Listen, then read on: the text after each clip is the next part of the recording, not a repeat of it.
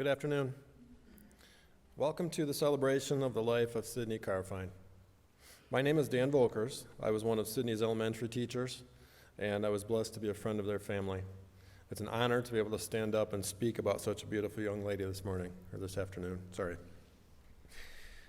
First, I want to thank Rush Creek. What a beautiful facility. You were so kind to let us use your building today and accommodate. Thank you to the sound team in the back, Cameron and Dan. And then on behalf of Mark and Jen, if you look around the room, this was completely unexpected. The support, the cards, the emails, the texts, the calls, the prayers, just being there, they felt every bit of that. And it's helped lessen the blow to a point. So thank you for that. In the weeks and months and years to come, this pain does not go away. It changes, but it doesn't go away. So I would encourage you to stay in touch and in support of Jen and the family. So what's a celebration of life? Once written by a German poet, he said, "Don't cry because it's over, but smile because it happened." It's not easy to sit here and not shed tears and mourn somebody like Sydney, but our goal today is to turn those tears into tears of appreciation and laughter. I know Sydney would want that. Born January 23rd, 2002, passed tragically in a car wreck and accident on June 15, 2019. 17 years, 4 months, 23 days. Sydney started those years and those months as a calm, peaceful baby. In Mark's words, she was not sickly or fussy, and she took it really easy on her parents. She ended those years and those months the same way, not getting down because of all the circumstances in her life, but rather she pushed ahead, and she even helped and encouraged others through her own pain.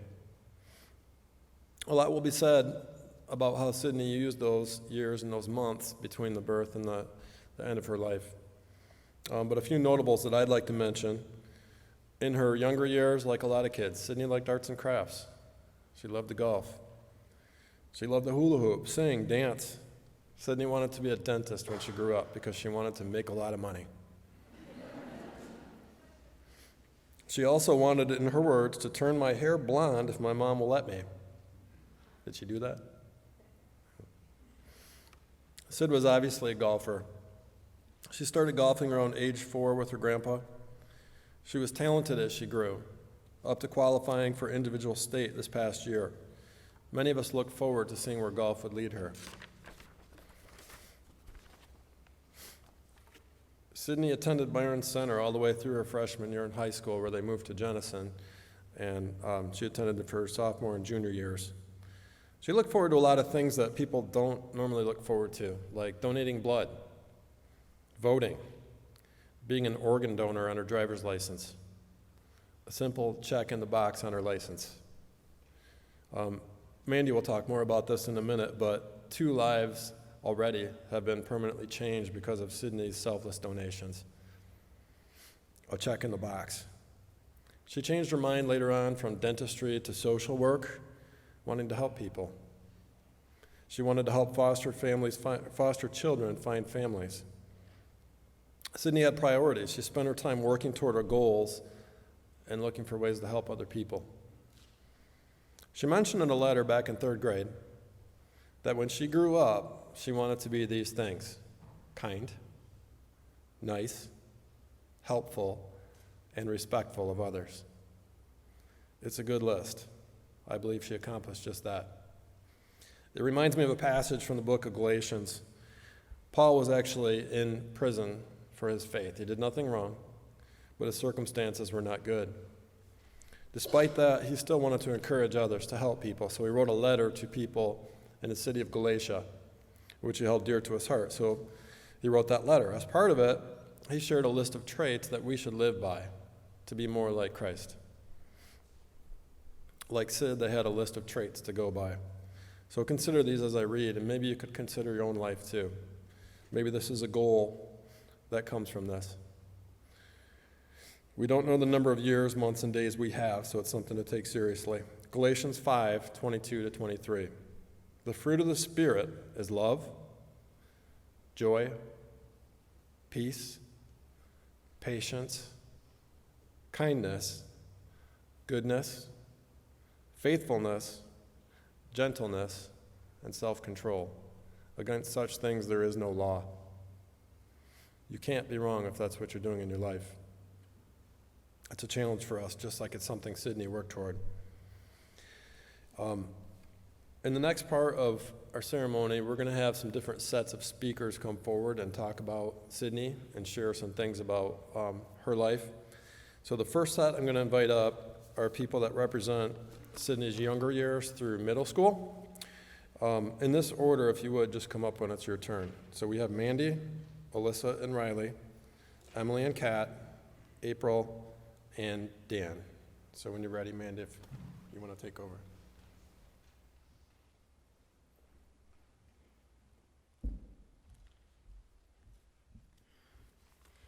Hello, my name is Mandy Liao, but many of my former students know me as Miss Caldemeyer or simply Miss C. That's what Sydney called me even after I was married.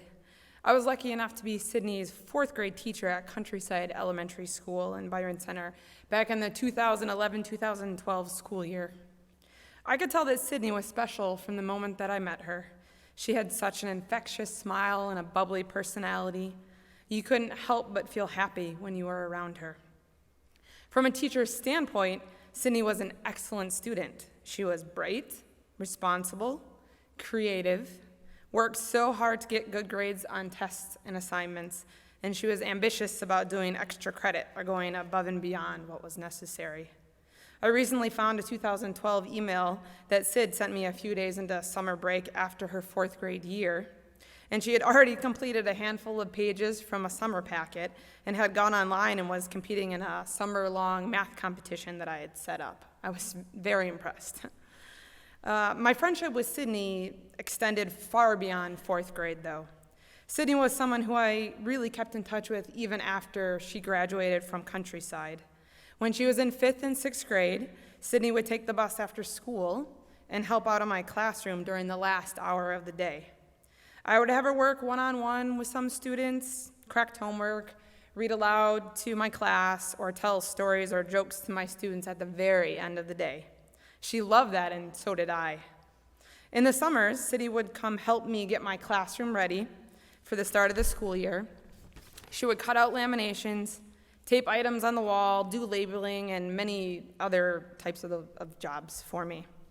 We would listen to music and talk about various topics as she helped me. Afterward, before driving Sid home, we would stop and get froyo, and I remember that Sid always ordered cake batter yogurt with those gross little fruit bubble tea tapioca balls as a topping, and I still have no idea why she liked those. But ever since then, I always think of Sydney whenever I see those at a froyo place, and I smile. In 2014, life changed dramatically for me personally. My beloved newborn son, Benjamin, passed away, and my husband and I moved away from our home state of Michigan to Denver, Colorado, which is where we still live today. Even then, Sydney and I kept in touch through texts or the occasional phone call. She would keep me updated on school, friends, golf, and her life in general. On a visit back to Michigan in 2016, I met up with Sid and her mom at Panera Bread, which had always been our meeting spot restaurant. They spent some time with my second son, Zach, who was a baby at the time, and I'm so thankful that Zach was able to meet both of them. I sent Sid pictures of my third son, Austin, who was born this past September, and she was so excited for us and the addition to our family. Sydney herself went through some difficult times at different points in her life, and she showed resiliency, determination, and strength, and she flourished when many others would have thrown their hands up in defeat. I admired Sydney so much for this, and her mom, Jen, is the same way. Sydney was incredibly sweet, kind, and caring to everyone who knew her. Sydney was respectful, and she showed such character and integrity. My mom and dad met Sydney several times and said she was the most poised, resilient, and mature young lady they had ever met.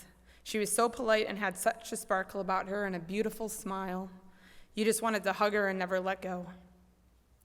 Jen recently shared with me that Sydney learned all about bone marrow donation, along with blood and organ donation after my son passed away.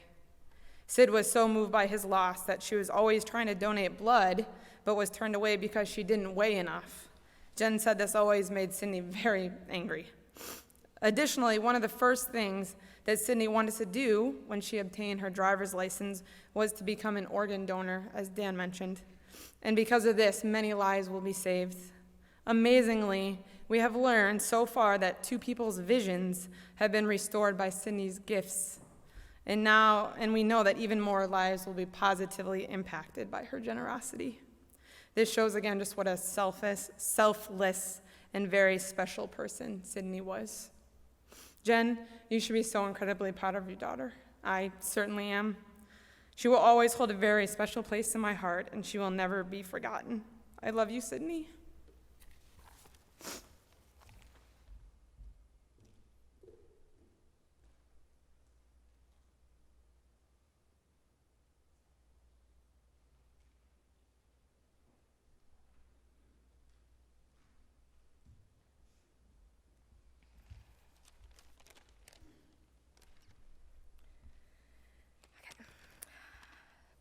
Sydney was one of those people who I was lucky enough to have been able to exchange and share one of the weirdest and most amazing nicknames with.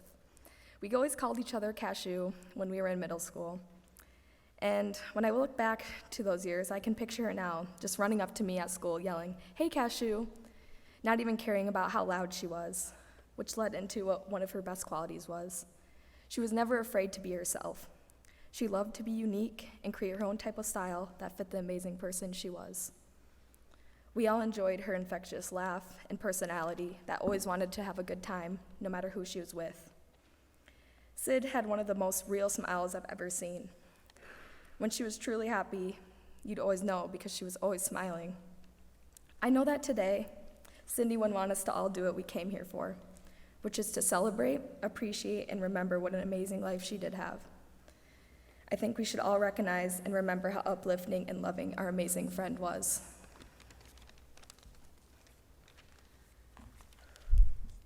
Hi, I'm Riley. I had the privilege of knowing Sydney and being her friend through elementary and high school. I was able to watch her grow and change as a person, as a daughter, as a golfer, and as a friend, mostly. I was able to be there for her through life struggles and everyday girl struggles. And I'm glad I was there. I'm glad I was in it for the long haul, and so was she. Our moms have also been friends for years, as well as our grandparents back in their day. We pretty much had generations of friendships. We could go on vacation together, or we could just spend the day together. It didn't matter as long as we could have a sleepover after. When she would stay at our house, we would say that she has to sleep outside if she wore Michigan State anything.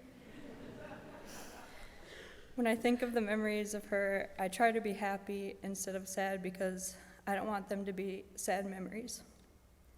Of course, we all have our moments, but for the most part, that helps.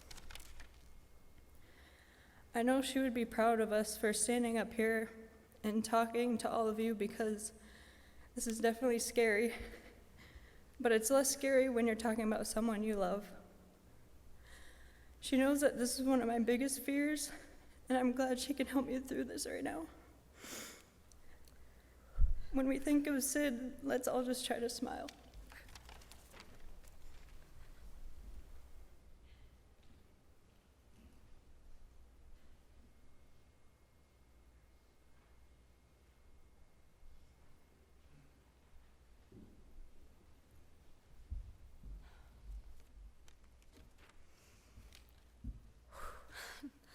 When I thought about this day, I told myself I wouldn't cry, but here we are. Hello, everyone. In case you don't know who we are, I'm Emily, and this is Kat. We've known Sid and her family for a long time, Kat for even longer than I have. Sorry. The three of us and Sid, we grew up together. I've known her since kindergarten, and Emily has known her since she moved here in 2nd grade. We all went to Countryside together, and we were in the same Girl Scout troop for many years. One quick story about the three of us is that in elementary school, we choreographed a routine to Party in the USA to perform in our school talent show. We never ended up performing it, but at every high school dance, we'd look at each other and start screaming the lyrics. When Sid moved to Jenison, Emily and I continued the tradition, and we will continue the tradition throughout the rest of high school. I personally have many other stories involving just Sid and I, many of which came about at a camp that we would attend together every year at MSU at the end of June. Sid was the type of person who was up for anything and wasn't afraid to try new things. Because of this, she agreed to sign up for a Quidditch session at this camp with me. Yes, I'm talking about Harry Potter Quidditch, the game where you fly around on broomsticks and throw a ball through hoops.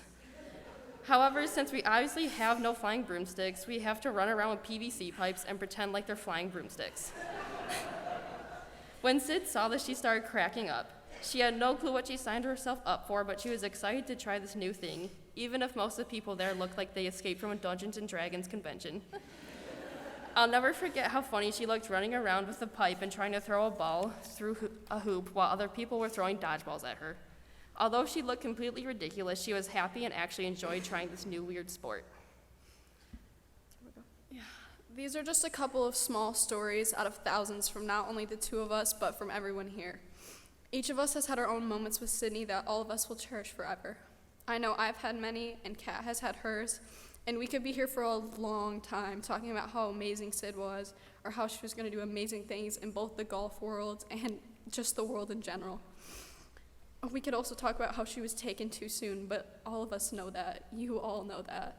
All that's really left to say is Sid would want us to be happy and to make the most out of the time we have here.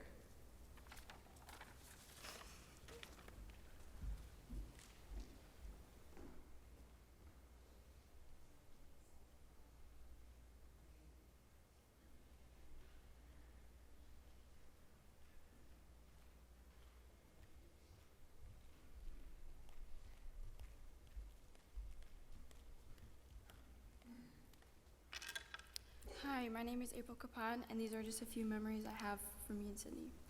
Our friendship started in 3rd grade when we both played soccer together. Back then, everyone kind of clung to their own elementary groups. Sydney went to Countryside and I went to Brown, so we had a special friendship just through soccer. My first year I played soccer, I was number 2, and for as long as I played soccer, I wanted to be that number. But that shortly ended because when we were on the same team, she was the coach's kid and got first pick. She chose number 2. Being a little kid, that made me mad, but as time got on, I got over it.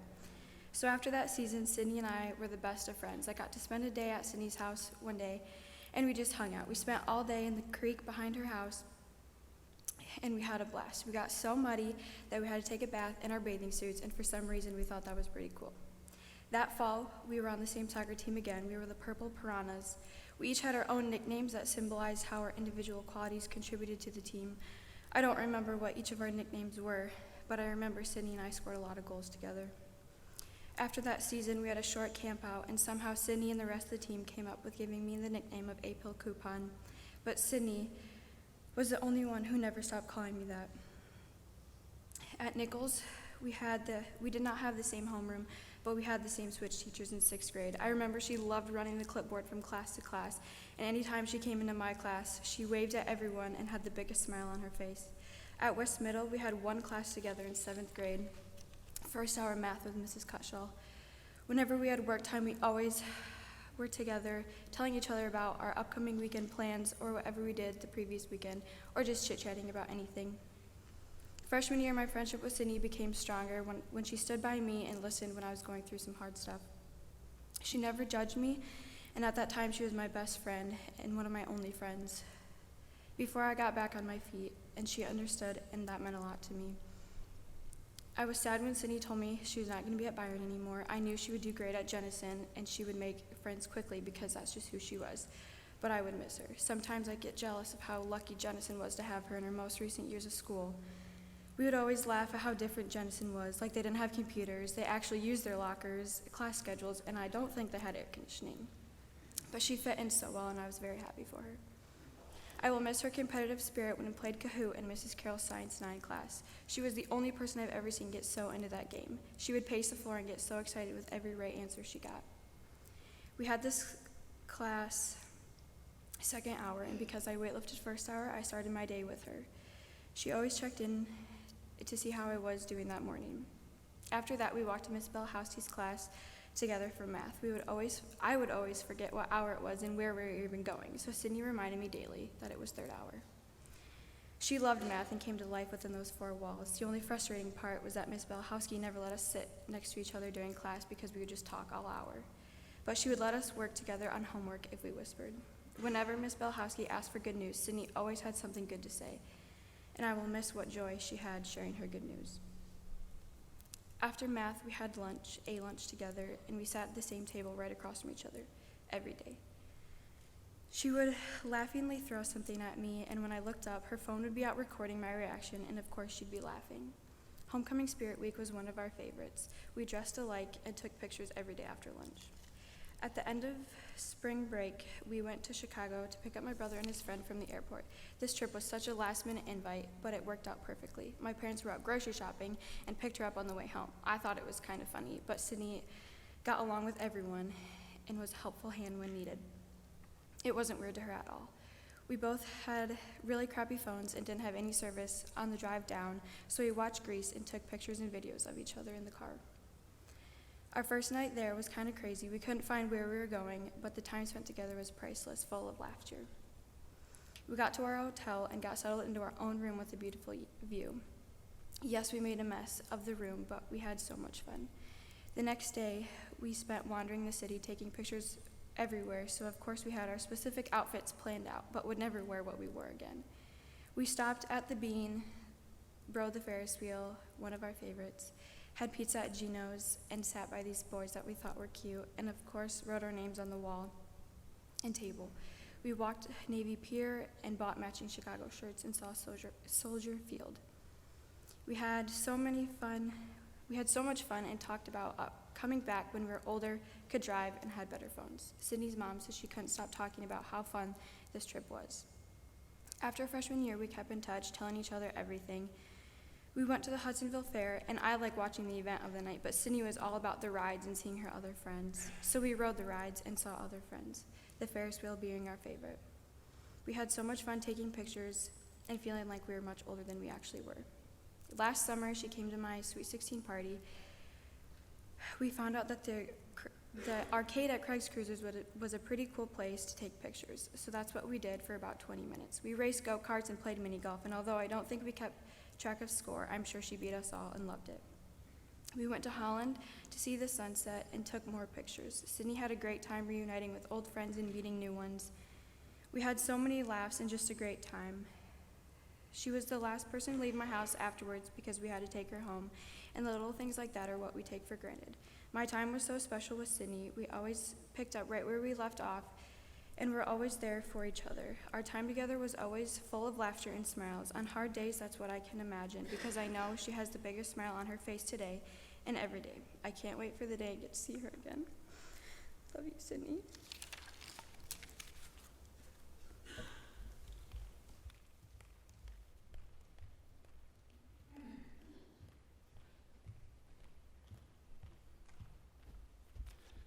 Hello, I'm Mr. Dan, and we started an after-school program here over 10 years ago called Drop Zone. And Sydney was starting with us in some of our earlier years. And we'd created the program as an after-school program as a fun, safe place for kids to be, where they could feel loved and valued. And I believe Sydney was one of those students. When she showed up, you could tell that she was energized, she was ready, and she was willing. Through the process of things, and we shared God each day with her and who he was and what the Bible was true. And she became a Christian, and she was very excited about that. And we were excited about that. And she loved that so much that she says, I want to share this too. So she became a small group leader and was mentored and was trained, and she led other kids to understand who God is and who Christ is. It became an important facet in our life that God was real, that there is a place called heaven. And the only way to get there is to believe in Jesus Christ, that he died on the cross for us and for her. I think that going through that process, I saw her grow personally enormously. She She became this young lady who had all these gifts and talents that just started like, I can do this and I can do that and I have him. It became a comfort. It's another form of love that she learned and became to love back. Valuing each other, loving each other, is a common thing for us. And how we do it is so important. And to Sydney, that was very important. I remember several conversations, her talking to me about, then why do kids bully? Why do they treat each other so poorly? You know, it doesn't seem right, she says. And we would just explain to her again, it's about love. It's about value. And if she was here today and she was sitting next to me, she would remind me to remind you that it is about love. How we value each other, respect one another no matter what our situations are, and that God has control no matter what. Thank you.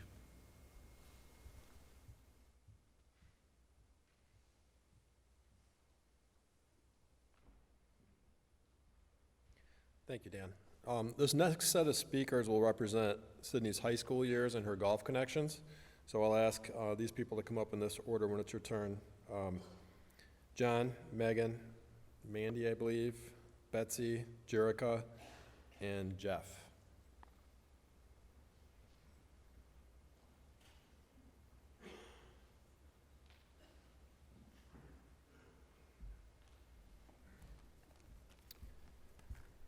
Good afternoon, everyone, and thank you for being here today.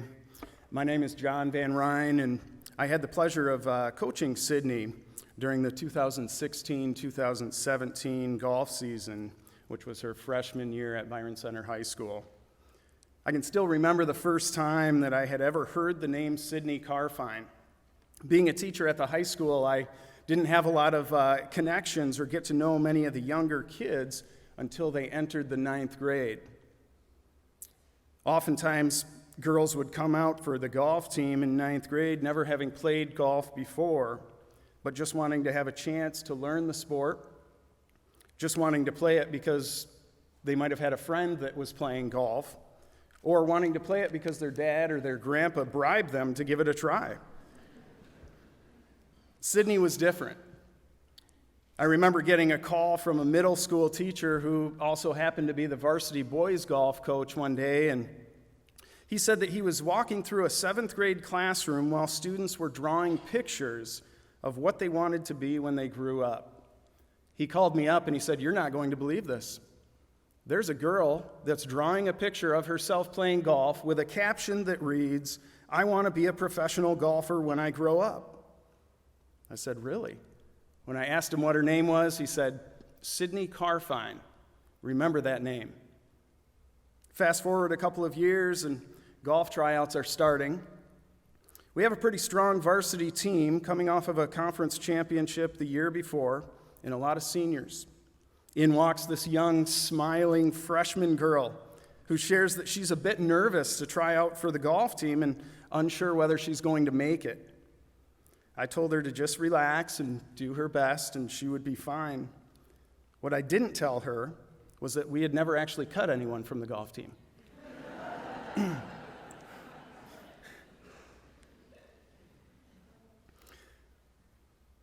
Of course, Sydney's mom, Jen, was there, as she often was, watching golf practices, encouraging Sydney, cheering her on. And Jen came up to me and she said, "What does Sydney have to shoot to make varsity?" I said, "Well, Jen, just relax. Everyone, typically when they come in as freshmen," I said, we like to start them out at the JV level, let them get a couple matches in, and then we'll see where they fall. Well, as you might imagine, Sydney made me eat my words pretty quickly. Because after watching her swing for just a couple of minutes, I leaned over to our JV golf coach and I said, "You're not going to see much of her this year." I said, "I'm taking her with me to varsity." My next concern after moving her up to varsity was how well she was going to fit in on a team that was mostly senior girls that had been playing together for 3 or 4 years. But as you can imagine, it didn't take long for her personality to fit right in with the other girls, and you never would have guessed that she was 3 years younger than the rest of them. Whether it was eating nachos in the Railside Clubhouse or chicken tenders with the other girls just before practice or just after practice, or both before and after practice, she would always be laughing and cheering with the other girls and asking them how they did.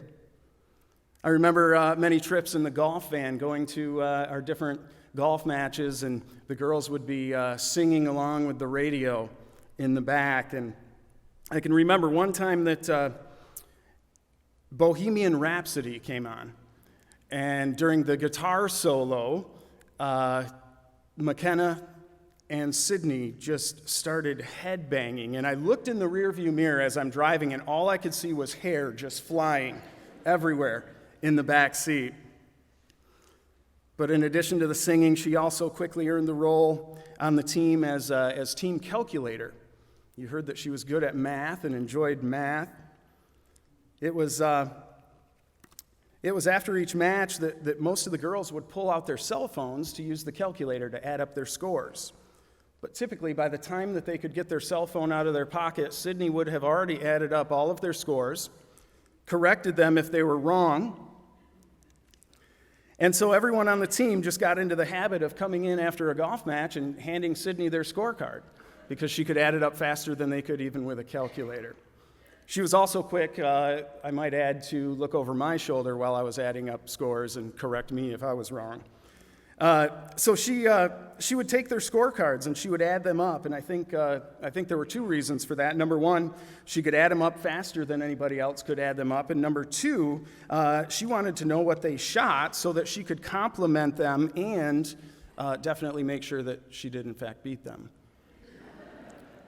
When I think about Sydney, there are several words that come to my mind that describe her. One of the words that comes to my mind is vibrant. I keep hearing that word being shared when we talk about Sydney's life. If you attended the lantern ceremony, you saw all of the yellow that was worn that night. And I think it's such an amazing metaphor for the light that Sydney was in all of our lives. Always smiling, always laughing. In all the time that I've known Sydney, the only time that I ever saw her mad was when she couldn't find her golf ball. And that was pretty rare because it was usually right down the middle of the fairway. So she had a bubbly personality. She was very bubbly. It wasn't uncommon for her to come bounding into my classroom when I was sitting at my desk in the mornings before school, and she would just bound into my classroom, and she would say, "Hi, Coach Van Ryn, what you doing?" And before I could even answer, she would start telling me about the round of golf that she played the night before. No, not just what her score was, but how she played every hole, every shot, with what club she hit, why she chose that club, why she didn't hit another club, and she would go on, and then she would just quickly leave with, "Well, have a good day." I think about all the laughs that we had celebrating wins, stopping for ice cream cones on the way home, or meeting early for breakfast at the Byron family restaurant before golf matches, and our year-end celebration at Ichiban. I smile when I think of the mischievous grin on her face when the girls decided to secretly sabotage me with silly string after our state finals tournament. I think about her competitiveness when she comes out as a freshman and she beats the 4 other seniors on our team in the first 2 matches. How she was leading the OK Green League in average after the first 5 jamborees. How she helped us to an undefeated 9-0 season in our first ever state finals appearance. How she was all conference as a freshman, but as sincere and considerate and fun-loving as anybody could possibly be. So as I conclude, I pray that we all pause to think about the life and legacy of a vibrant, bubbly, fun-loving, and yes, competitive individual that's made us all better people. Thank you.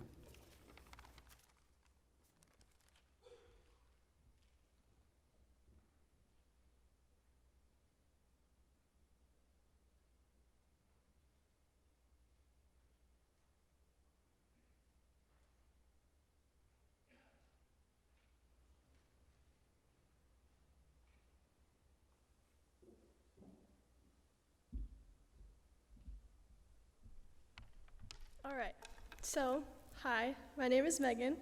I had the opportunity to attend Jenison High School with Sydney. We met this past school year in math. We actually started talking because I cut my bangs. I cut my hair, and the next day, Sydney complimented me on my bangs. And then, of course, knowing Sydney, she likes to talk, we talked nonstop the rest of the hour. Since we became so inseparable in math, we did get in trouble multiple times for talking, probably when we were not supposed to. Also, no matter how hard I studied, she always seemed to get a better grade on every test. Sydney was incredibly smart. I remember all of the SAT prep we did together and how she made that more bearable. Sydney had asked me to get breakfast with her before the practice SAT. I told her how tired we were going to be, but I agreed. Of course, the next morning I had gotten up, showered, and texted Sid I was ready to pick her up. A couple minutes later, I got an angry text that said she had just woken up and that I was making her go get breakfast with me, even though she was the one that begged me to go the day before. She never let me live that one down. One of my favorite nights with Sydney was most definitely prom. That girl can dance, let me tell you. We had so much fun that the night home on the car ride, Shenry McKenna and I were already planning our next dance senior year and how we were going to make that fun. Another thing Sydney and I loved to do was go see the movie Us. Us is rated R, and I'm still 16, so Sydney did have to sneak me into that one. We saw that movie 3 times in theaters. Why? I don't know. But every time, I'd get numerous texts from Sydney when I'd get home, just videos in depth of how much she loved the movie and different things we had to look for the next time we went to go see it. So long story short, we were obsessed and even planned on going to see it again. Sydney was one of the most down-to-earth and sweet people I'd ever met. Whenever I was having problems, she was always willing to help me. I'd wait for her after work, we'd get ice cream and have one of our therapy sessions. I miss Sydney and her smile so very much, but I know we will be reunited one day, and she'll finally be able to help me with my golf swing, because she told me that was pretty awful. And unfortunately for her, she'll have to listen to my country songs with me again.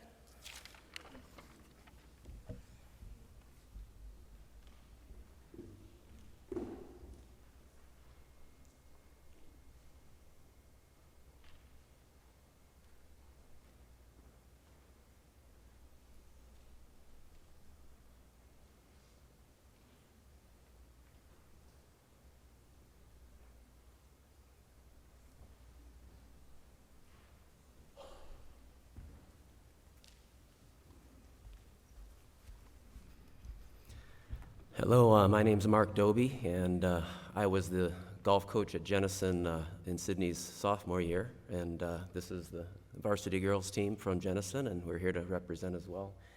And we have some thoughts here from a few. Who wants to go first? I will. All right. Hi, my name is Erin. I played golf with Sydney for 1 year because she was the best of the best, and well, I think people wondered why I even owned a set of golf clubs. We played, and our coach, she never put us together because she was good, I wasn't. And so we played 9 holes, and we had a blast. We didn't talk together that much at first, but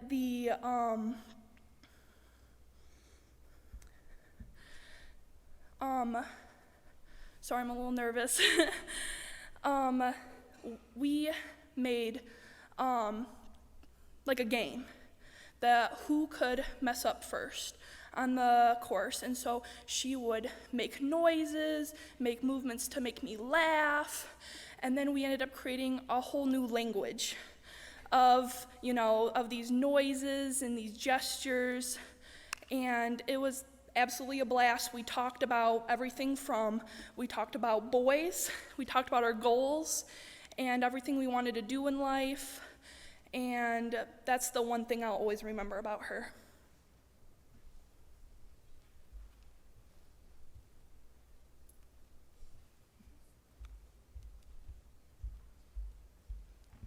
Hello, I'm Amanda Smaby, and I met Sid through golf when she moved from Byron Center her sophomore year. There was an immediate connection. She was so outgoing and friendly right from the get-go. She we were pretty even with our golf game. And even though she always played number one, of course. And we made a game out of it, and we made it fun and competitive with each other. She was not one to mess around with, and that's for sure. She was always in the number one spot, so she finished before me. I'd be walking from my round, and she'd come, the first thing she'd do is run right toward me and be like, "What did you shoot? What did you shoot?" It was just, and I would just hand her my card, just like Jeff said, and they would just to add them up right away. And I didn't even have time to look at what it is, but it usually was what she wanted to hear, which is she beat me. We would always mess around and practice with each other, and we were pretty stressful for the coaches, but we always had a good time. And it got to the point where it was so competitive that we started a money ball, which is whoever shot the best round would get to keep the ball until someone else beat it. Had the lowest round and got to keep the ball, and she actually ended with it, and she still has it right now, and so can't really get it back anymore. But she deserved it. She was an amazing golfer and a big part of our team. It's going to be a hard season without her, but I know it's going to make this season a lot more meaningful, and I know that she just wants us to succeed and have fun just like we used to. Outside of it all, me and Sid were also very close. She was very personal and a selfless person. She always wanted to listen to what you had to say, and was never afraid to be real with you and keep you accountable. And she was always down for adventures. Loved taking pictures. She was a model in front of the camera. But she never hung out unless if she had a test the next day, because she was very good at school, unlike me, and was always very serious about her grades. And I would often ask her to share some of her GPA with me, because she was always above 4.0. But she had something unique about her, her style and just the way she carried herself. She was so mature, and I will just never forget her smile and the memories that we made together. I know that she definitely grew in her faith as I walked with her, and as we grew in friendship, and I know that she's in a better place now. And I just want to say smile, because that was her thing. Thank you. Got a few things to say here. I'd like to thank Coach Van Ryn for giving my speech earlier. So that was, I can only echo what he said. Absolutely. We were so blessed and fortunate to have Sid come to Jenison. And, when Kevin Van Dyne, our athletic director, he came down to me a couple years ago and said, "You're not going to believe the talent we got coming over from Byron Center." And so we were certainly fortunate and blessed for that. And as he said, her spirit, certainly vibrant. What a great word. Her talent, her identity, she was known certainly mostly for golf, but her identity, as we've heard today, is certainly went far, far beyond that. The respect that she had from her teachers, as I talked to my colleagues in my last year of teaching, that's something that we talked about as a staff. What a special young lady she was. I also think about, from a teaching standpoint, a story. I'm trying to put some context into when we lose someone in an earlier stage of life like this. Some of these students have experienced the book called The Fall of Freddie the Leaf in our modern lit class, which Leo Buscaglia wrote. And we sit down and have cookies and milk, and we go back to first grade, and we listen to this story. And the basic idea of the story is that Leo was actually asked in the interview at the end of the story, what are we to think when someone young is taken from us? And he said, it's not the quantity of life, it's the quality, and that our lives are broken into seasons. And the key is to live each season to the max. And I have no doubt that Sydney did that. And so I'm comforted by that, and I hope that you can be too. So live fully each day is the message. And again, when you coach a team, these special young ladies, the memories, the van rides, the celebrations, their silliness, carpool karaoke absolutely happens on any team like this.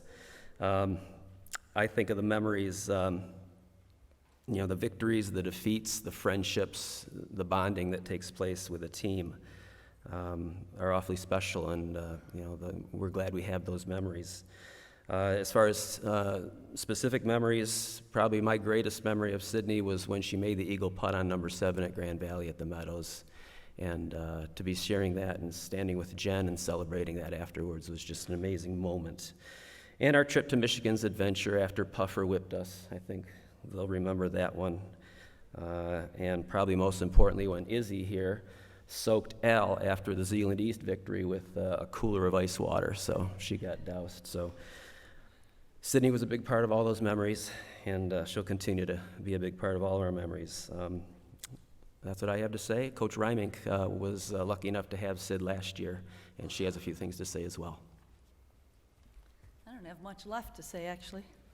I'm Linda Reimink, and I'm Sid's high school coach, but let me tell you, I'm really not her coach. She had a lot of coaches in her life, and it wasn't me. Her swing was, I wasn't going to mess with that. And she knew her golf. And so I would encourage her. I would settle her down if she needed it on a bad hole. I would handle the shenanigans that was going on with Aaron and Sid out on the, if they got together, or whoever else was out there and needed to focus a little bit better. But to be able to have a person on our team to be a leader like that is pretty special. You don't get that very often. And we have all these girls are leaders in their own right, but Sid was a golf leader.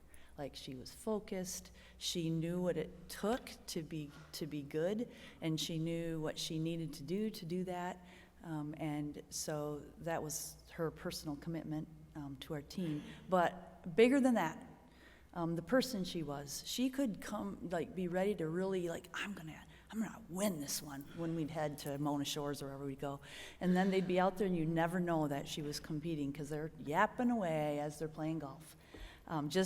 Just talking, talking about boys, talking about school, talking about, she's just that kind of a person. She wasn't afraid, though, to compete not only as a golfer, but she'd get in the van after a test they all took and ask them, "What'd you guys get on that test?" And she wanted to, she wanted to be sure that she beat them. But that kind of spirit is what made her who she was.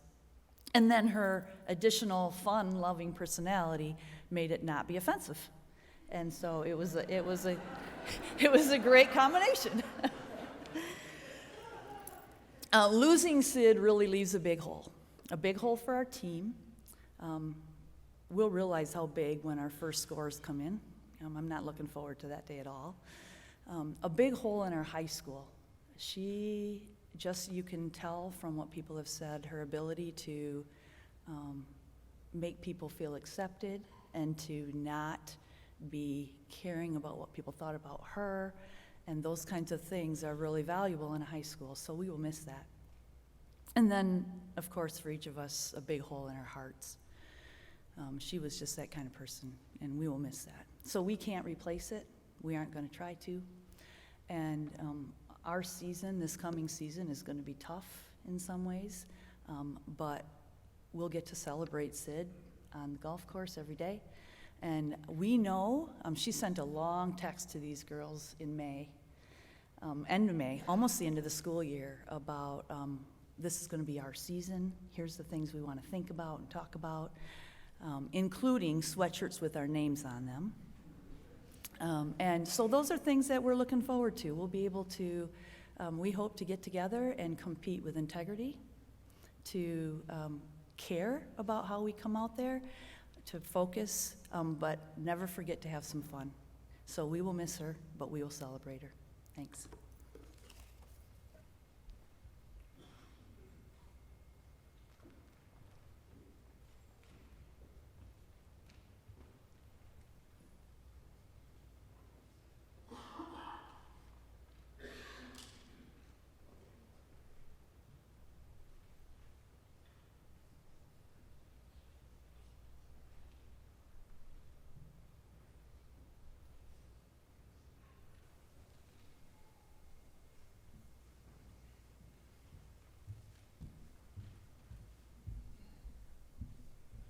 Good afternoon, everyone.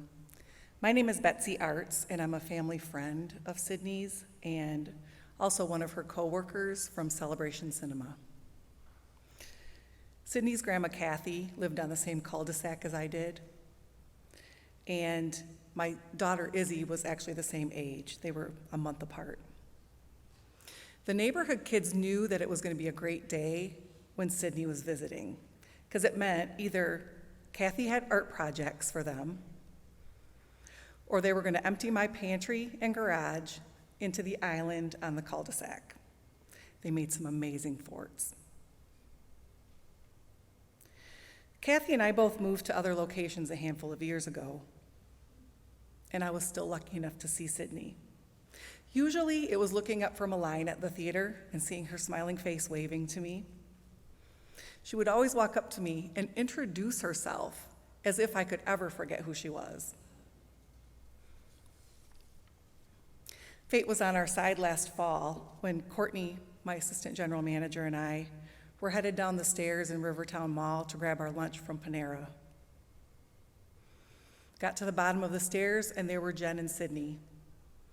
We made some small talk, introduced Courtney to them, and Sydney announced that she had applied for a job at Celebration Cinema. It's funny because in 35 years as a theater manager, I've never not interviewed someone, but we did hire Sydney on the spot. Just a phone call and a few questions. Sydney was an amazing team member. She was always so proud and happy to be at work.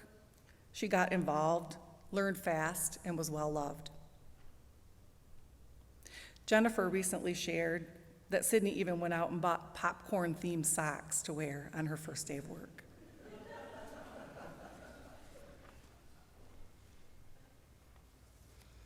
I have a lot of our team members here, and I have just a few stories to tell, just a few. There was something called family dinner at Celebration Cinema during break time. Christian, Alexa number 2, Tyler, Devante, May, Brianna. That's what Sydney called her work breaks with them and many others. Journey, Rena, Julie, Austin, Barnell. You told me how Sydney always lit up when she knew that she was working with you. Gage says that he learned quickly not to compare golf scores with Sydney. Many of us have great memories of our holiday party back in January, where Sydney volunteered to be hypnotized with some of the rest of the staff. She was such a great sport when she saw the photos and videos afterwards, where she was playing air keyboards, hanging out at the beach, and even hugging Dave and smelling Crystal's hair. And Jackie, she says she loved working with Sydney in the box office, although it sounds like they spent way too much time checking out the boys in the mall.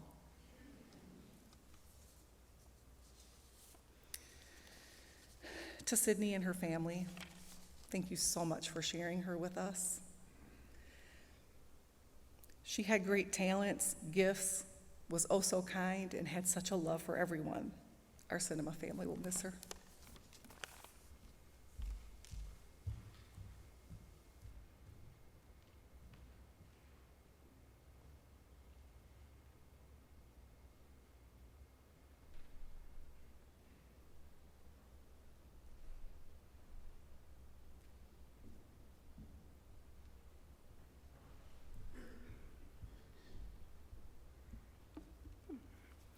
Hi, I'm Jerica Sharphorn, and I have been close friends and competitors with Sydney for about 4 years. We met at Maple Hill during a golf camp when we were both trying to learn how to actually golf, but she knew more than me, even though she was younger. And my mom pushed me to be social, really, and was like, go be friends with her. She knows how to golf. And I was like, okay. So, and after that, our friendship was made for life. Sydney touched everyone that was here in so many different ways, and I was asked to share where she also touched my heart as well. She was one of my closest friends, so close that she called me her big sister, and I've been honored ever since the first day she called me that to this day. Sydney's and I's friendship grew through the love of golf and the drive to be better, the drive to win.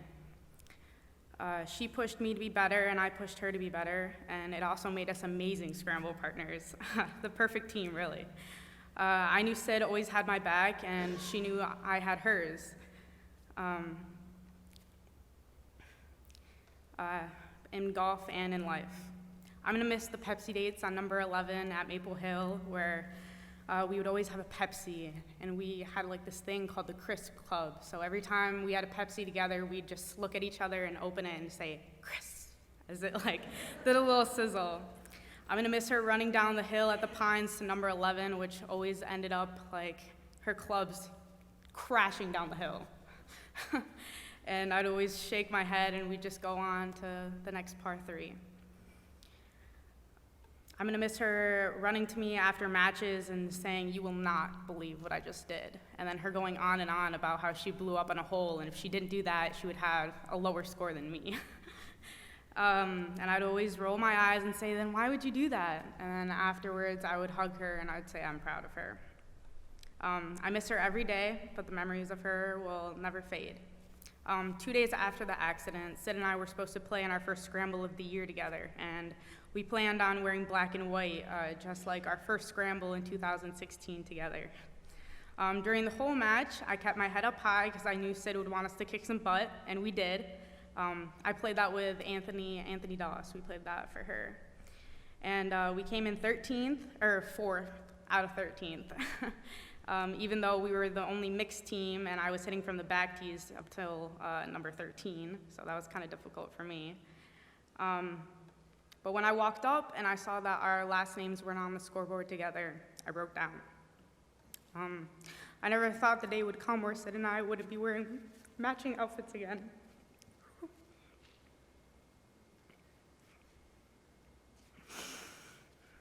Sorry.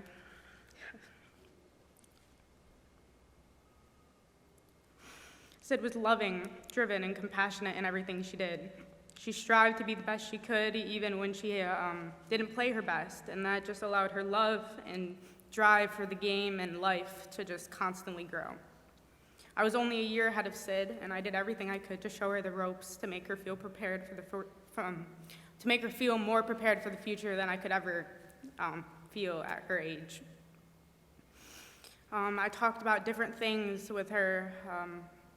Different majors that she could go into, pros and cons of out-of-state college, because I knew she wanted to leave Michigan. But I couldn't let that happen because not seeing her for our different matches would be heartbreaking.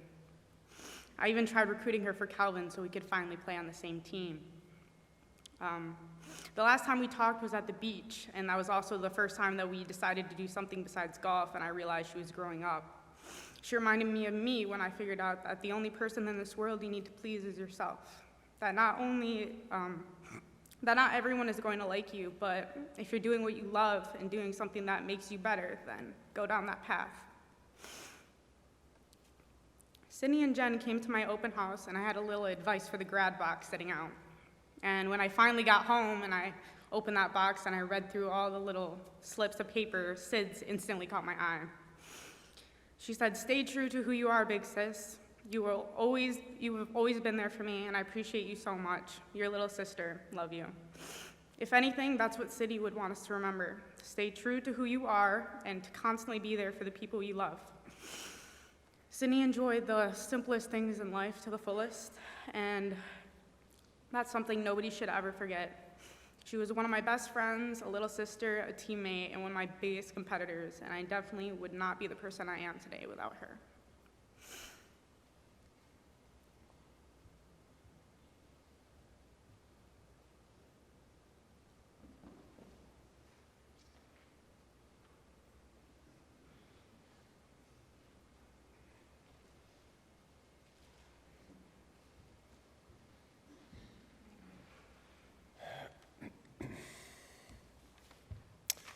Hello, my name is Jeff Caminetti.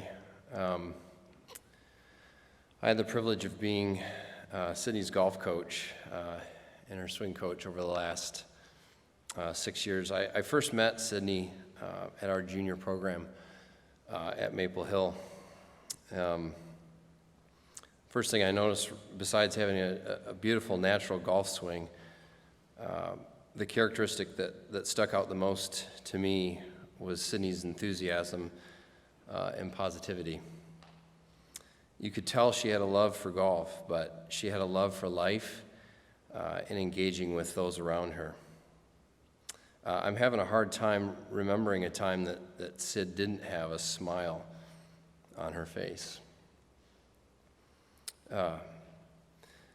There's certain people that are magnetic. I use that word, and Sydney fell into that category because, as infectious as her smile was, you every time I saw Sydney, I wanted to go talk to Sydney. That didn't mean that she didn't have tough times in her life. In fact, Sydney faced many challenges and personal shakeups that not every kid goes through. It would have been easy for her to have a victim's mentality, but she made a choice to face life's challenges with optimism.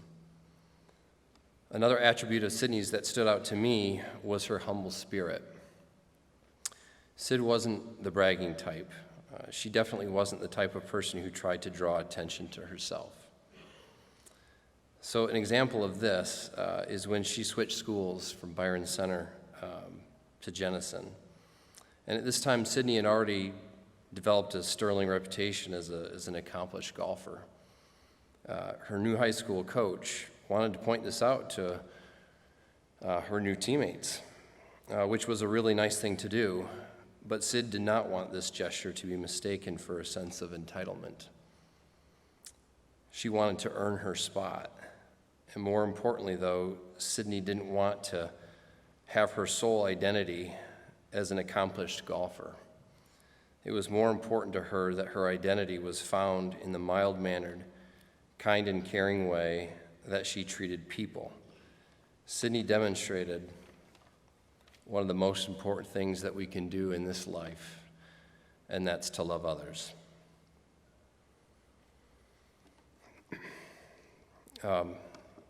Sometimes as teachers, we have a huge responsibility on ourselves to make sure our students are learning something from us.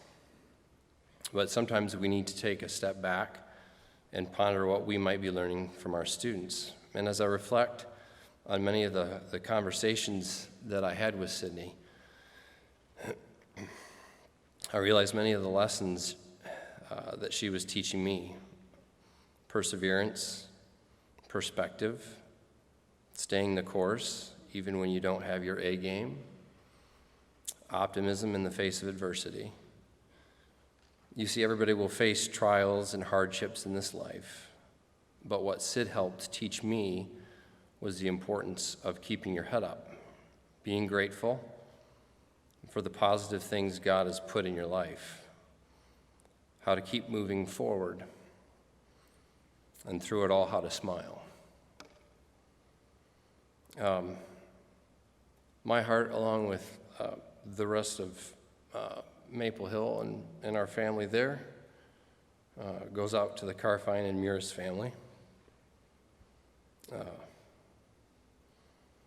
My continued prayer is that through the tears and through the grief that you experience, that God will provide a peace and joy that transcends understanding. May comfort come alongside you from knowing how many lives were touched from Sydney's 17 wonderful years of life.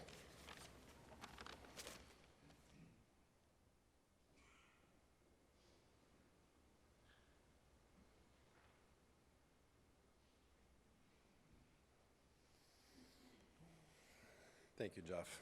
This last section of speakers that will come up are from Sydney's family. So I'm going to ask Denise and Mike to come up in that order, and then I'll be reading a eulogy from Mark.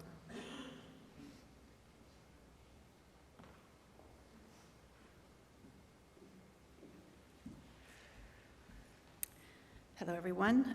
My name is Denise, and I'm Mark's sister and Sydney's aunt from Baltimore. I'm here with her Uncle Bert and one of her cousins, Kara, my daughter. My 5 kids in Baltimore were Sydney's Maryland-Baltimore cousins. We had the privilege of having her come to visit us throughout the summers. The first time that she spent a lot of time with us was when Sydney was 10. And she showed up. She was staying at my mom and Poppy's house.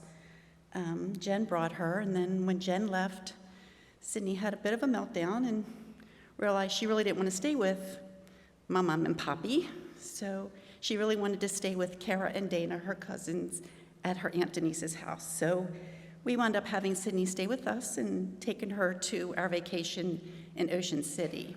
And tradition of our family was my 5 children, we always vacationed with my sister-in-law who had 3 boys the same age as my 3 older sons. So Sydney came into this home with us, and there were 6 young men aged 27 to 23, and then my 2 daughters and Sydney, and my husband, my sister-in-law, myself. Without blinking an eye, she fit right in.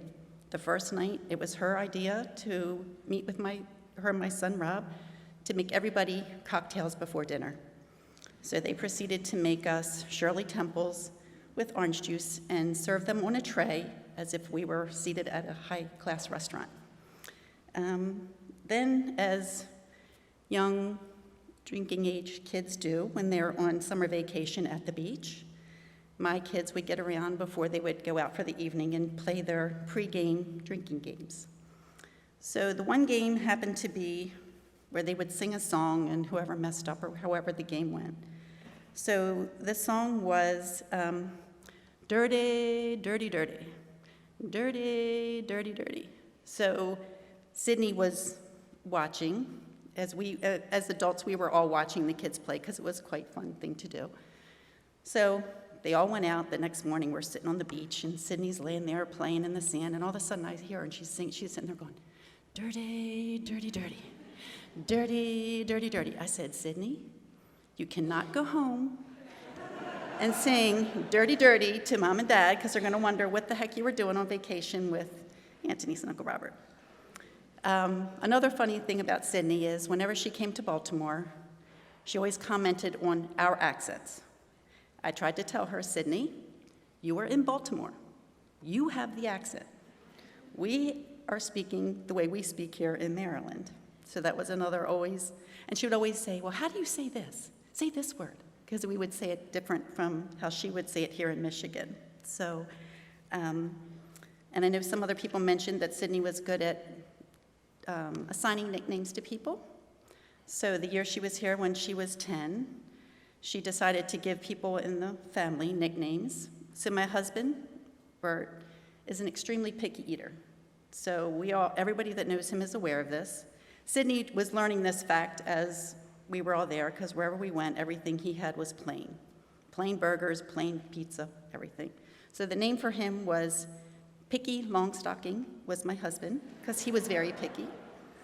My oldest son, Rob, every time he would go down the steps, he would skip down. I mean, it was like boom, boom, boom, boom, as boys do, or if you're in a home and you hear people. So Rob was called Skippity-Doo-Dah because that's how he ran down the steps. So our time with Sydney, although it was not, it was brief because we only got to have her certain times. It was so meaningful to all of us. She was such an impact wherever she went. The people in our neighborhood, our neighbors, grew to love her and know her. My nephews that we spent the vacation with, she just, wherever she went, she left an impact. It's just so impressive to me, and I'm so grateful for the time that I'm able to see all you here and to hear parts of Sydney's life that, although we heard bits and pieces through Sydney when she would come to visit, it's just amazing to see everybody here and to hear all these great stories about her life and what a great impact she had on people. And people have described her as vibrant, and I just think my first word when I think of Sydney is just that she was inclusive. I think that she never left anybody out. You know, she never felt that she had to always be with the in crowd, or who. I think she just accepted everybody. And I know when she was switching schools, the one thing that she mentioned to me, she said, you know, Aunt Denise, I think as much as I like Byron, I'm really going to like Jenison because of the diversity. She goes, I just feel that I'm just going to be able to have so many different types of friends. And that just, to me, is who Sydney was. And I think it's such a credit to my brother Mark and Jennifer, the types of parents that they were, how they instilled such a confidence in her. I've never met a child or a young lady at her age that always had so much confidence. And I just attribute that to Jennifer and my brother Mark. We will miss her. We were looking forward to having her come again this summer, or maybe spending her college years with us in Baltimore. But we know now that we always have her in heaven, and that she's looking down on us, and she's going to be the person that's going to answer our prayers. So thank you all so much for being here, putting this whole thing together, and sharing your thoughts of Sydney.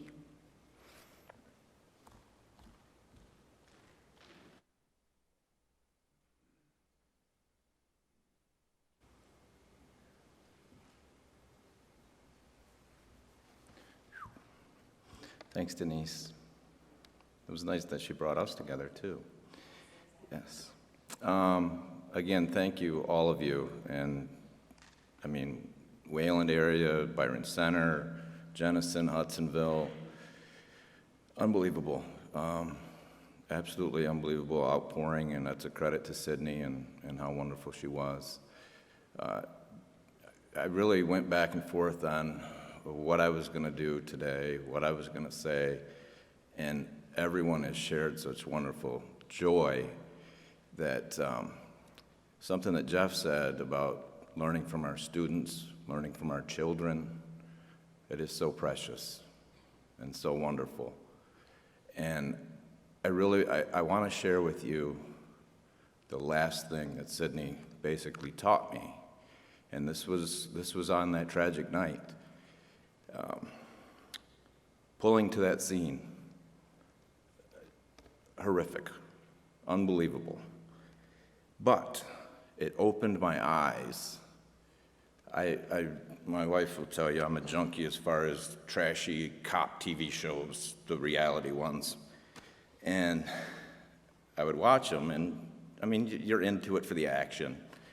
But to see first responders in action with someone that is right here, it really hits home. What they do, how they work, and it's all for you and your family. And I can't credit law enforcement, Life, EMS, Spectrum Hospital, and it was nice to have some I guess, not me involved action with the Ottawa County Sheriff's Department. That was nice. They were wonderful, extremely wonderful detectives that I spoke with, and handling everything very professional, very discreet, and to the point. And so I truly have a new respect for all of those first responders. That was wonderful. And I hope that you folks do pay attention to that in the future. It's not just that PSA of, yes, this is what we're active towards now is, let's thank, the first responders. It's real. It's very real. And then at the hospital, going in with Jennifer to see Sydney for the last time, it's out of a movie. It's not real. You don't want to walk through those doors. But, and I want every one of you to know this, there was such a peace across her. And I've never been a religious person. Our family's not, extremely religious by any means. But it definitely opened my eyes and you can see happiness. And I truly believe she is in a better place. And it really gives me hope that I will see her again, and there truly is a higher power involved. And I just thank you all again. Dan?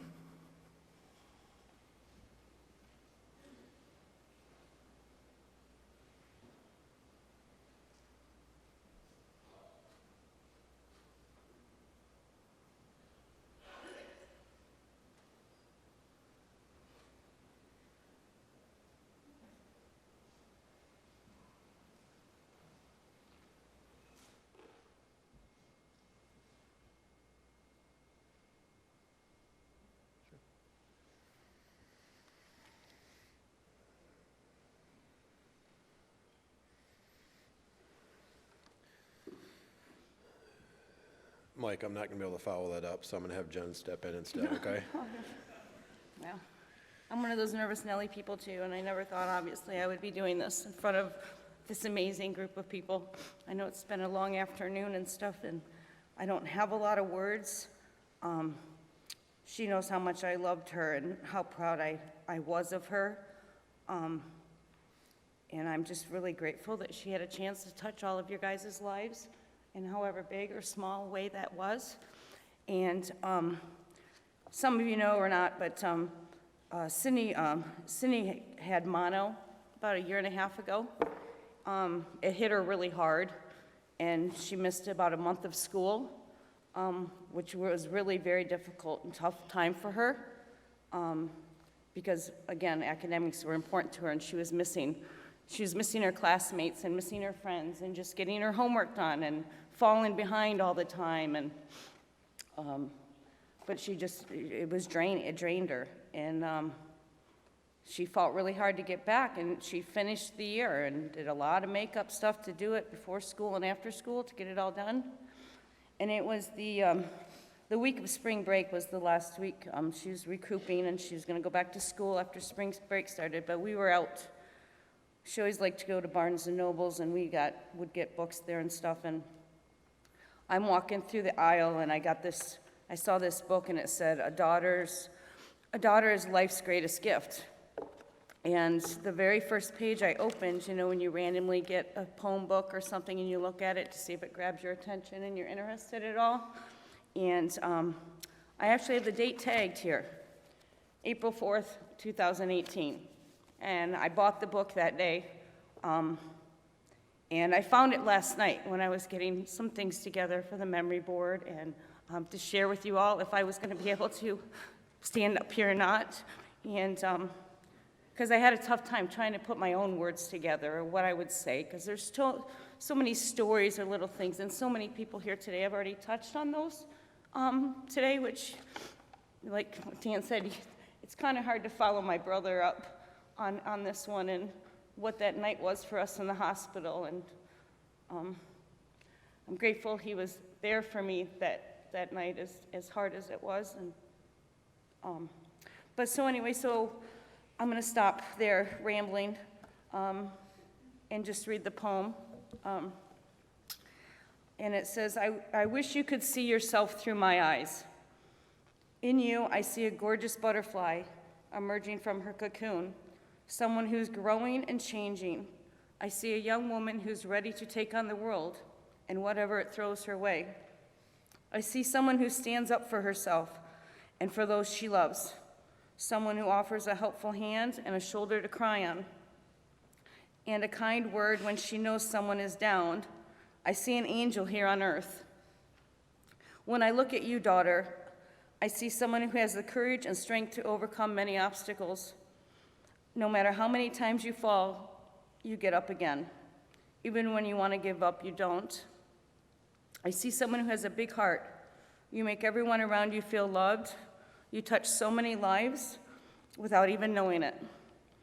I see someone who has been blessed with not only outer beauty, but inner beauty. This is the kind of beauty that is everlasting. Time can never take that away from you. I love you, Bug. Thank you all for being here.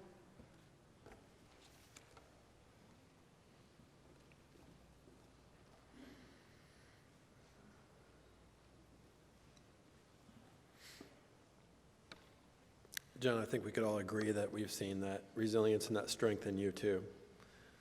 And that's been an inspiration to a lot of people too. Like mother, like daughter, right?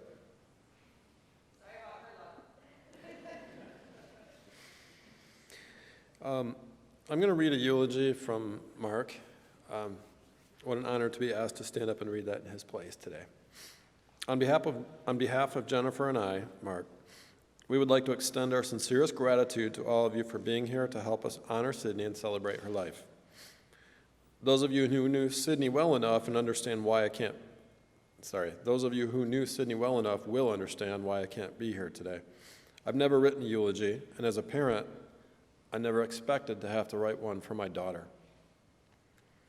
I apologize if this takes a bit of your time today. There's just not enough words to describe how I felt about Sydney. She was my favorite little girl in the whole wide world, a world I never imagined without her. Sydney left this world a month ago, and I know, like Jen and I, a lot of you are wondering how or why this happened. I wish I had an answer for you. I only know that she didn't suffer. She died almost instantly. She didn't feel pain, and she never sensed fear. She left this world like she lived it, never complaining, never giving us cause for concern, and never being a burden to anyone. To me, she was perfect, not because she was flawless, but because she was taken from this world before it had a chance to tarnish her with its imperfections. It was an honor to be her father, friend, and confidant. I think most of us spend the majority of our lives wondering what is our purpose. I don't believe Sydney ever did. In contrast, she lived life on purpose. Even in death, she gave her eyes, heart, and other organs so they might serve a purpose. I thought it was odd when she told me the most exciting aspect of getting her driver's license was becoming an organ donor. Most of us would have trouble making a decision like that, but as she said, it was the easiest decision I ever made, Dad. There were a lot of things that came easy to Sydney. A smile, a hey, a golf swing. It might surprise you to know a lot of the things that came easy to her were things she really did not want to be known for. She didn't want a scholarship for golf. Instead, she wanted a scholarship for academics. She didn't want a job where her mom worked. She wanted to work at Celebration Cinemas. She didn't want to attend college in Michigan. She wanted to go away to college. And she certainly didn't want to be a petite. She wanted to gain 7 pounds so she could donate blood. I've never known her to be more disappointed than the day she realized she was too small to give blood. What 17-year-old thinks about things like that? Yeah, I think it's safe to say she had a purpose. As a grieving father, I'd hate to think that her life's purpose was just to bring us all here together in this moment. But what if it was? If you look around beyond the group you're seated with, you'll see a lot of people you've never seen before. When would all of you ever be in the same room together if it weren't for Sydney? It'd take the majority of us 70 years to have an impact on the lives of this many people. It took Sydney only 17. What will you do in the next 17 years? Sydney didn't have groups of friends. She had friends that were in groups. She didn't care for the whole group dynamic. She preferred to spend her time with individuals. I hope each of you had a chance to know her in this capacity because she was awesome. She had a tough time letting people get close to her, but when she did, it was for keeps. She had friends like Riley and Kat.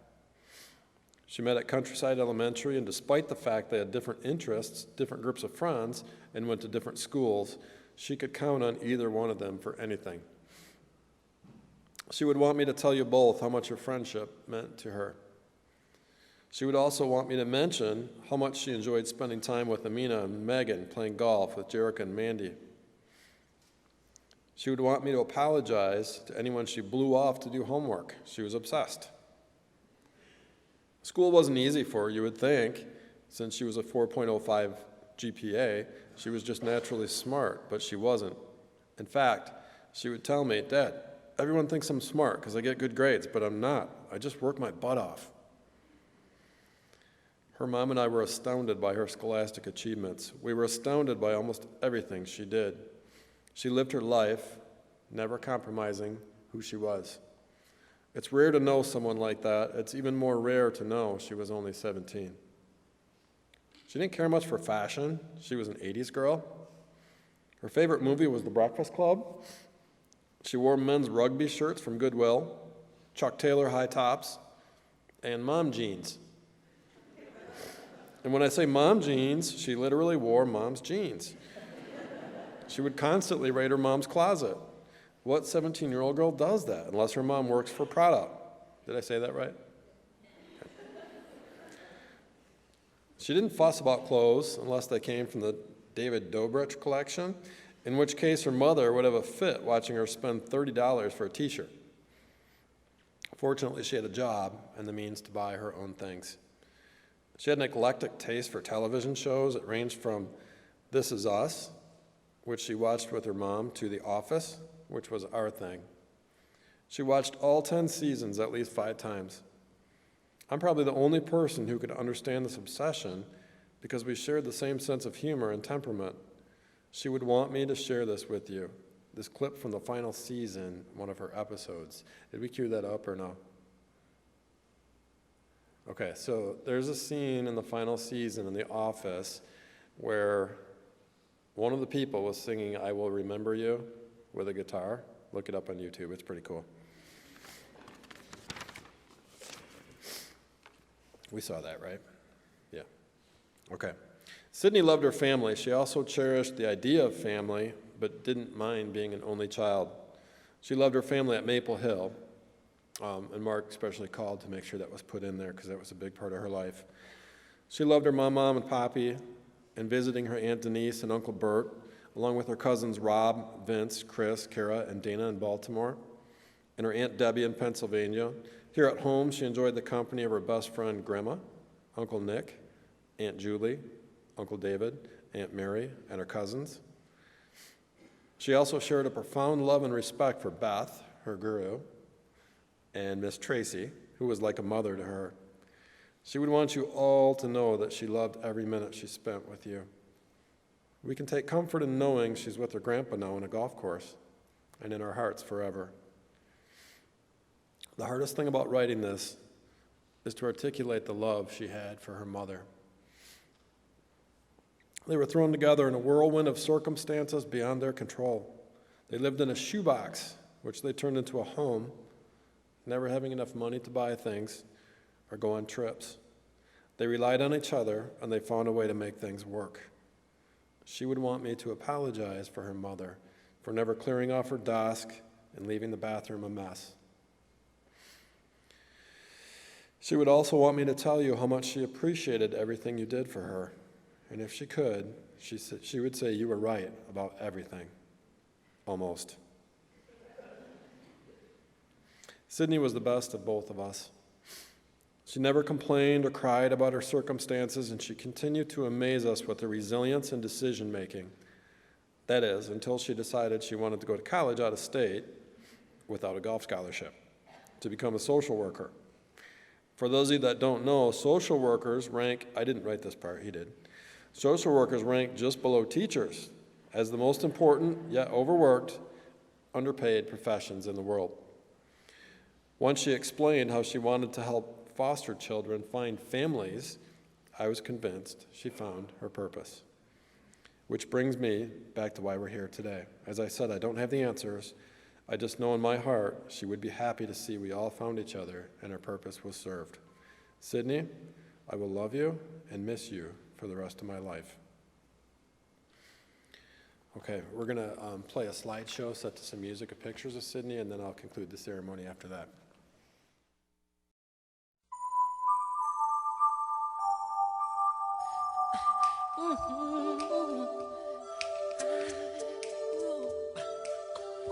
Gonna make a change for once in my life. It's gonna feel real good. Gonna make a difference. Gonna make it right. As I turn up the collar on my favorite winter coat, this wind is blowing my mind. I see the kids in the street with not enough to eat. am I to be blind, pretending not to see their need? A sonorous disregard, a broken bottle top, and a one-man soul. They follow each other on the wind, you know, 'cause they got nowhere to go. That's why no one got to know. I'm starting with the man in the mirror. I'm asking him to change his ways, and no message could have been any clearer. If you wanna make the world a better place, take a look at yourself, then make a change. Na, na, na, na, na, na, na,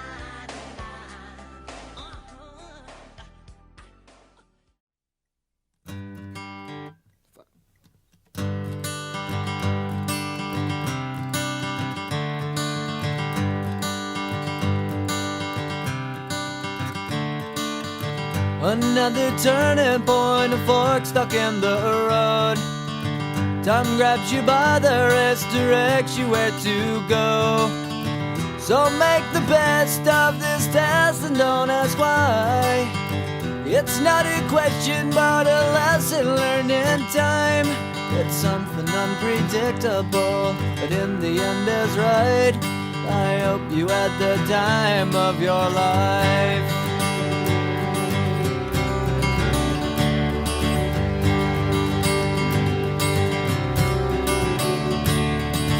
So take the photographs and still frames in your mind, hanging on a shelf in good health and good time. Tattoos and memories and dead skin on trial. For what it's worth, it was worth all the while. It's something unpredictable, but in the end is right. I hope you had the time of your life.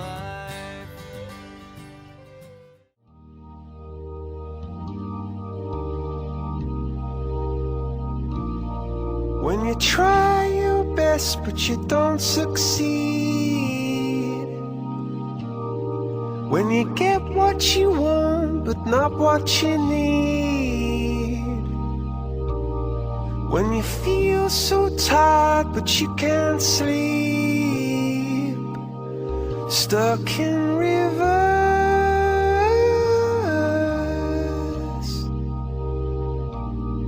and the tears come streaming down your face, when you lose something you can't replace,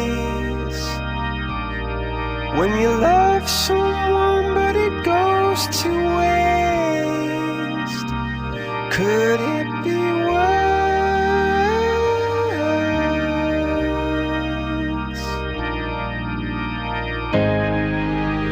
Lights will guide you home and ignite your bones, and I will try to fix you.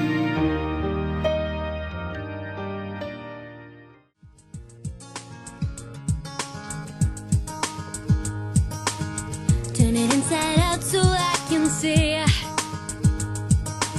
the part of you that's drifting over me.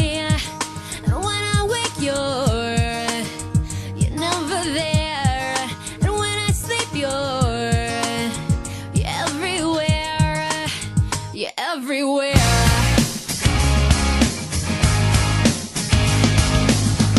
Just tell me how I got this far.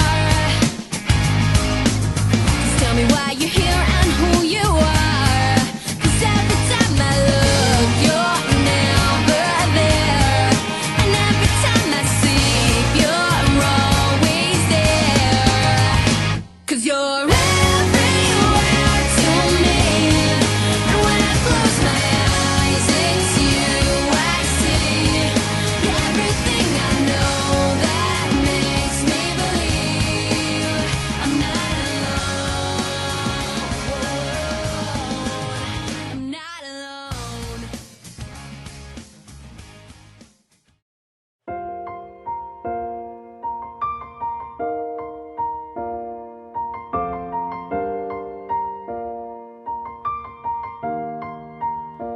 It's been a long day without you, my friend, and I'll tell you all about it when I see you again. We've come a long way from where we began. Oh, I'll tell you all about it when I see you again. When I see you again. Why'd you have to leave so soon, yeah? Why'd you have to go? Why'd you have to leave me when I needed you the most? 'Cause I don't really know how to tell you without feeling much worse. I know you're in a better place, but it's always gonna hurt. Carry on, give me all the strength I need to carry on.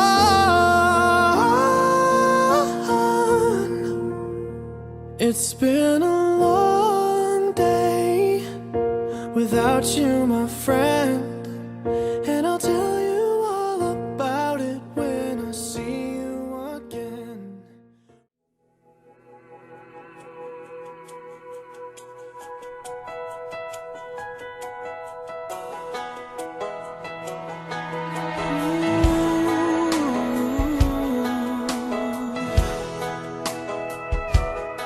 I hope the days come easy and the moments pass slow, and each road leads you where you wanna go. And if you're faced with a choice and you have to choose, I hope you choose the one that means the most to you. And if one door opens to another door closed, I hope you keep on walking till you find the window. If it's cold outside, show the world the warmth of your smile. But more than anything, more than anything, my wish for you is that this life becomes all that you wanted to. Your dreams stay big, your worries stay small. You never need to carry more than you can hold. And while you're out there getting where you're getting to, I hope you know somebody loves you and wants the same things too. Yeah, this is my wish. I hope you never look back, but you never forget all the ones who love you in the place you left. I hope you always forgive and you never regret, and you help somebody every chance you get.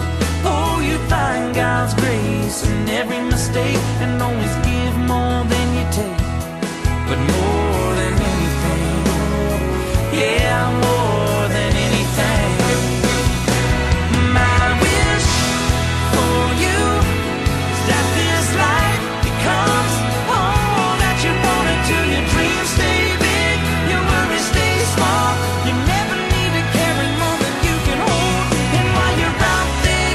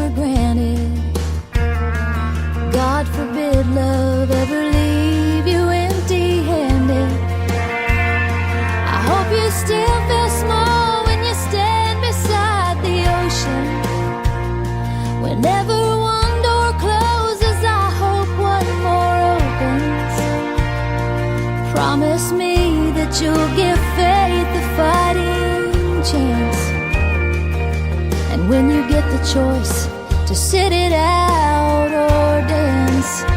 I hope you dance.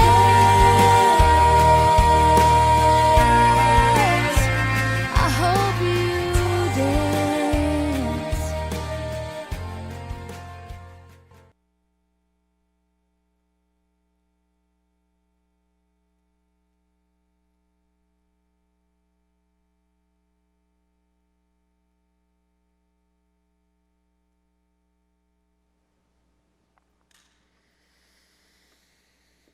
This is getting harder and harder to talk. Friends and family, thank you so much for sharing today. These stories help Sydney to live on in people's hearts, and please continue to do that. Just a few items for you before we conclude our ceremony. If anybody wanted to speak or say anything on video or something you didn't have a chance to say, there are cameras in the gym in the back, and you can stop out there and just share a story about Sydney or something. They'd be glad to film you. There's memory cards on the table. Hopefully you saw those when you came in. The family will read these over and over, and these are a way for you to share a quick memory or a funny story or something about Sydney so that they have a chance to read through these. That'd be incredibly meaningful. Please make sure you sign the guest book. These bookmarks are for you. It's a poem on there that Sydney herself wrote and a picture of her, and that's for you to take with you. They're outside on the tables. And then finally, if you're suffering, we don't want you to suffer alone. If you don't know how to handle things like this, or if you're struggling with things like this, we do have some people that are available when the service is done that you could stop and talk to. If you need somebody to pray with, we're here for you. So at this point, I'm going to ask Becky to step forward, if you would. This is my wife, and she's involved in a grief share program at Corinth Reformed Church. Carla, I'm not sure where you're at.